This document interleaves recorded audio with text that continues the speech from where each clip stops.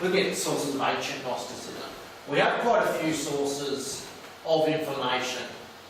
The most important early source is Irenaeus' Against Heresies. One great thing about Irenaeus is while he could be a bit uncharitable to his opponents, he did quite fairly characterise their beliefs. If you read parts of the Against Heresies, particularly Book 1, and then compare it to what has come out of Nag Hammadi, it's quite clear that he's given them a fair go when he's not making sarcastic sort of comments, which is all part of the ad hominem rhetoric of the time. You also have Hippolytus writing in Rome, or pseudo-Hippolytus, in the sort of early 3rd century.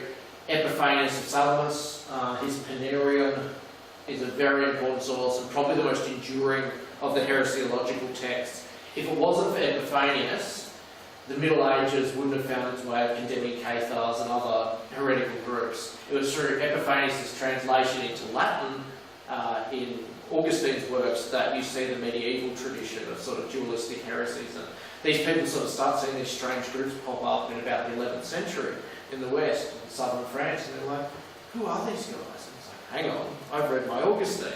It's like, these guys are Manichaeans! And suddenly they start accusing all these groups, and you see this sort of big revival of this kind of literature. And you also have what's called pseudo-Tertullian, and what I call here the schoolbook tradition. And these are basically, it's Epiphanius with little expansions here and there that sort of goes all through the Byzantine East and in the Latin West into the Middle Ages. And so you have all kinds of texts. Photius refers to quite a few. We have a whole bunch of writings which started showing up in the antiquities market in the 19th century in Egypt, which were in various forms of Coptic.